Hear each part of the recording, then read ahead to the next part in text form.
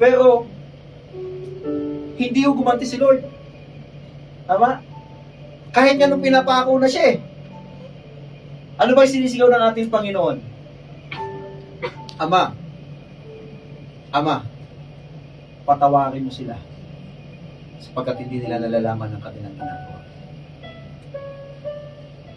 Sa gitna ng sakit na kanyang nararamdaman, he has all the right na pwede niyang sabihin na, ba't ko ginaganito? Meron siyang power to do it. And sometimes we have a power to do it. May mga taong gumagawa sa atin ng hindi tama, sinasaktan ka kung anong sinasabi sa iyo. But one thing that I learned in the Word of God, learn to take silent, to take a pause, and reflect to God. Hindi sa lahat ng pagkakataon, kailangan mo lagi nang mag-react. Kailangan mo lang refocus again to the Lord. Si Jesus Christ, He never said na, imagine mo nga, yung nandun na nga lang sa cross. Diba yung dalawang makasalanan? Yung nandun sa kaliwa, ang sabi, hindi ba't ikaw ang Diyos, King of Kings?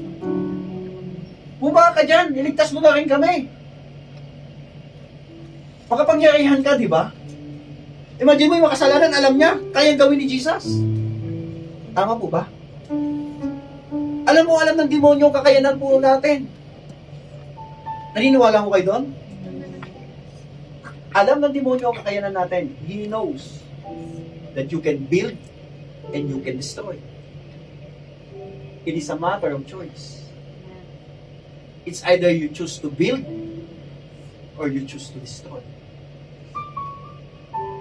Kasi makasalanan niya, alam niya eh. Pero ano sabi mo doon sa kanan? Tumigil ka.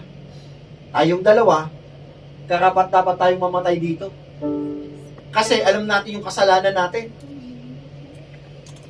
Dapat lang talaga tayong mamatay. Pero yung taong yan, wala yung kasalanan. Bumuhay yan ng patay. Nagpagaling niya ng may sakit. Nagpalakad ng lumpo. Kaya ano sabi niya? Alalahanin mo ko kapag ikaw ay naghahari na. Ano sagot ni Lord? Ngayon din, isasama kita. Alam mo kung anong kailangan lang naman natin? Yung sagot na, ngayon din Lord, maglilingkod ako. Ngayon din Lord, kahit ang daming hindi ko maintindihan, sitwasyon ng buhay ko ngayon, hindi ako titigil maglingkod sa iyo. Hindi ako titigil na ipagpatuloy ko ang paglilingkod sa iyo. Yan po yung isang napakalaking tumurok sa puso ko. Kaya sabi ko sa family ko, hindi ako magbaback down sa paglilingkod sa iyo, Panginoon, kahit anong iba to sa akin. Why? Ikaw ang backup ko. Ikaw yung backup ko. Marami hong tumitira. Marami hong kaliwat kanan. Pero sabi ko lang, hanggat nakatayo ako sa iyo, Panginoon, maglilingkod ako sa iyo. Hindi ako perfecto, Lord. Marami din akong pagkakamali. Pero one thing that I learned from the Lord, alam niyo ho, meron ako sa inyong iti-testimony. Dito po ako magtatapos. Meron ako akong katrabaho. Matagal ko na ho siyang kasama sa trabaho. Yung buhay niya, nakikita ko talagang, sabi ko, kahit anong pag-share ko ng salita ni Lord dito, walang nangyayari. Ginagawa lang akong kalokohan. Kung kalokohan, kung ano pinagagawa, bisyo dito, bisyo doon. Eventually, lagi ko siyang tinatapik. Sabi ko, pre, musta na? Mahal ka ni Lord. Lagi mong tatandaan yan. Sa simple kwentuhan, kapag kami nagkakaroon ng onting-onting kwentuhan, may tawanan, pero lagi kong binabanggit yung salitang si Lord. Hindi pwedeng hindi ko masabi si Lord. Mahal tayo ni Lord. For many years, 2021 kami nagkasama sa trabaho. Hanggang ngayon.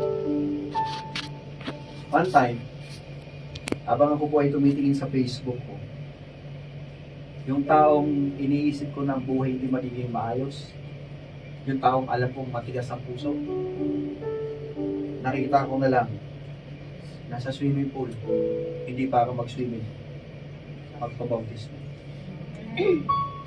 At eventually, habang nagdadrive ako, nung nakita ko yun, Sabi sa akin ni Lord, tawagan mo. Kaya, lagi yung headset ko, habang nag-drive, tinawagan ko siya. At habang nag-drive ako, sinagot niya naman, sabi ko, hindi na pre, bro. Sabi ko, natutuwa ako sa'yo. Bakit? May nakita ako. Ah, yun ba? Oo, pastor. Hindi na rin pre yung tawag, pastor na din. Oo, pastor. Alam niyo, tumukok sa puso ko yung sinabi niya. Ilang taon ko na din namang tinanggihan si Lord. Ito na yung panahon para itama ko yung mga mali kong nagawa at mag-focus sa Diyos. Habang nagdadrago ako, umiyak ako. Sabi ko, Lord, ang tagal ko pag pinanalangin din sa'yo. Ang tagal ko siyang kasakasama, lagi kong kakbay. Pero Lord, thank you. Kasi may tao na tinawag ka para baguhin ang buhay mo. At ang sabi niya sa akin, mag-refocus ako kay Lord. Nag-resign mo siya sa work. Sabi niya, mag-refocus mo na ako. Pero babalik din ako. Nakasama na si Lord. Amen? Kapatid, I don't know kung anong situation that you have. Alam po ng Diyos yun. Ano yung struggle mo? Ano yung pinagdadaanan mo? But one thing is for sure. Mahal ka ni Lord. Amen.